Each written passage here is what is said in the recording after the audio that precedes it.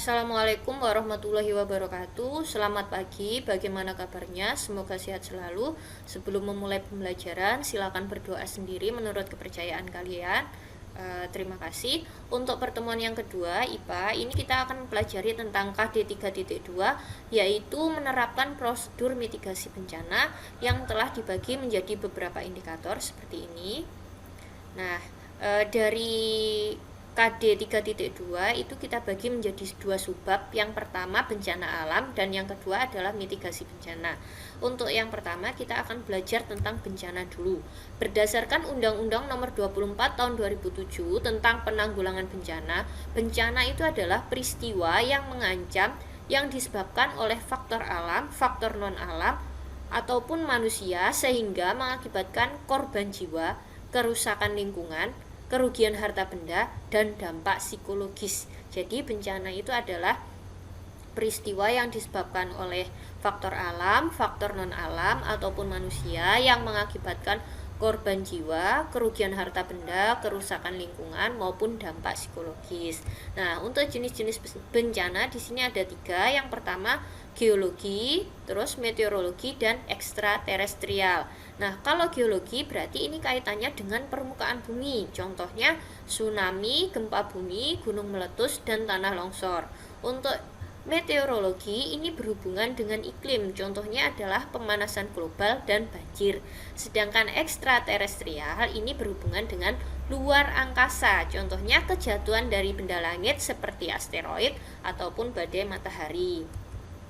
Gempa bumi. Nah, gempa bumi ini adalah peristiwa bergetarnya bumi akibat pelepasan energi dari dalam bumi. Nah, jenis-jenis gempa bumi berdasarkan penyebabnya itu ada 3, vulkanisme, tektonisme, dan runtuhan. Kalau vulkanisme itu berarti gempa bumi yang disebabkan oleh gunung meletus. Sedangkan tektonisme itu gempa bumi yang disebabkan oleh pergeseran lempeng bumi. Pergeseran lempeng yang ada di dalam bumi. Untuk runtuhan itu disebabkan oleh runtuhan gua, kejatuhan benda langit seperti asteroid tadi, dan juga bisa dari ledakan bom dengan energi yang sangat besar. Selanjutnya, alat untuk mengukur gempa ini disebut dengan seismograf. Seismograf ini satuannya adalah skala Richter atau biasa disingkat dengan SR. Misal, gempa yang terjadi dengan kekuatan 6 SR, berarti gempanya dengan kekuatan 6 skala Richter. Biasanya penggambaran dari seismografnya itu adalah seperti sandi rumput, kayak garis-garis ya, seperti sandi rumput. Nah, sedangkan ilmu yang mempelajari tentang gempa itu disebut dengan seismologi. Nah, apa yang sebelum masuk ke apa yang harus kita lakukan saat terjadi gempa, ini tanda-tanda gempa itu dibagi menjadi 2 berdasarkan pengalaman masyarakat dan metode ilmiah. Untuk pengalaman masyarakat itu disebabkan oleh bisa ditandai dengan kegelisahan para binatang, semut dan rayap bertingkah tidak seperti biasanya, sering terjadi getaran halus, ikan pesut sering muncul ke permukaan, air tanah keruh dan berbau. Sedangkan untuk metode ilmiah itu melaksanakan monitor di kawasan seismik atau kawasan yang sering terjadi gempa dengan seismograf, mengadakan penelitian atau observasi. Nah, ini apa yang kita lakukan saat terjadi gempa. Nah, apabila kita di dalam ruangan, misalnya di ruang kelas, di lantai atas, kan kita tidak memungkinkan untuk turun, soalnya kan yang di daerah atas itu banyak, jadi kita harus berlindung di bawah meja. Terus yang kedua, hindari barang atau peralatan yang berat dan mudah pecah. Jadi saat terjadi gempa itu jangan berlindung di dekat kaca jendela, karena kaca itu mudah pecah dan dapat membahayakan kita. Nah, yang ketiga, gunakan tangga darurat. Jangan menggunakan lift, tangga manual saja. Karena kalau menggunakan lift, pas listriknya mati, kita bisa terjebak di dalam lift.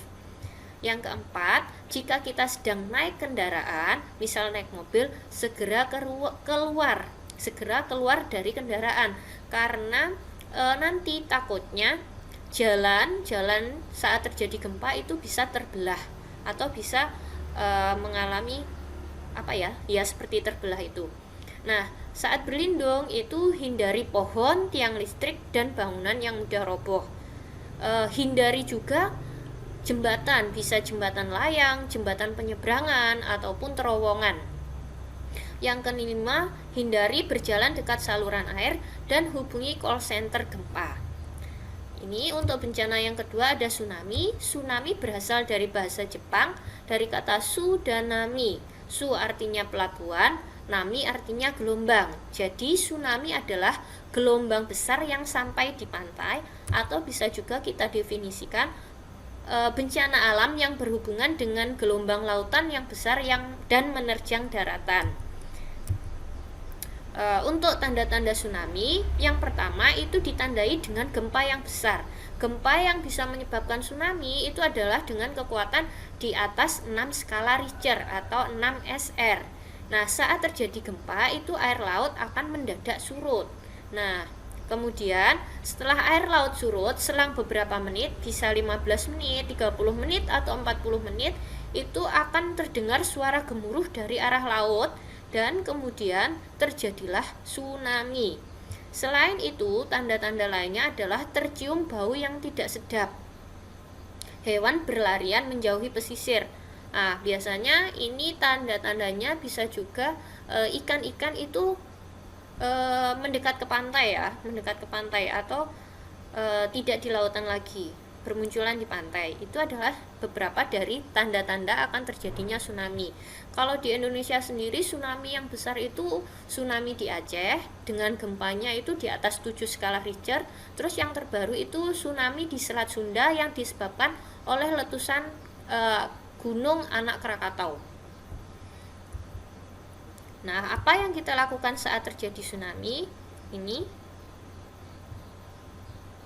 bisa dilihat. Oke, selanjutnya untuk bencana yang ketiga ini adalah banjir. Banjir ini peristiwa meluapnya dari air sungai sehingga menggenangi daratan yang normalnya kering. Nah, banjir terjadi karena volume air pada sungai melebihi daya tampung. Nah, apa yang harus kita lakukan saat banjir? Sebelum banjir ini pantau informasi debit air dari berita. Debit air yang ada di bendungan. Terus selamatkan barang berharga, persiapkan makanan. Nah, saat banjir ini ketika mendekati stop kontak atau arus listrik, segera matikan listrik. Siapkan ini power bank, share nomor kontak kerabat kepada anggota lain. Setelah banjir, pilih barang yang masih bisa digunakan. Jangan nyalakan listrik hingga instalasi kering, jemur barang-barang. Nah, untuk mencegah terjadinya banjir, kita bisa melakukan dari lingkungan sekitar kita sendiri. Yang pertama yaitu dengan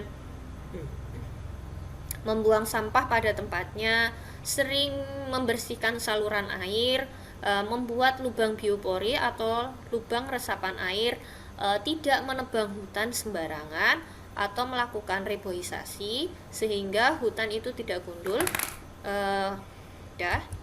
Terima kasih untuk pertemuan kedua hari ini. Semoga bermanfaat, sukses selalu, jaga kesehatan. Saya akhiri, wassalamualaikum warahmatullahi wabarakatuh.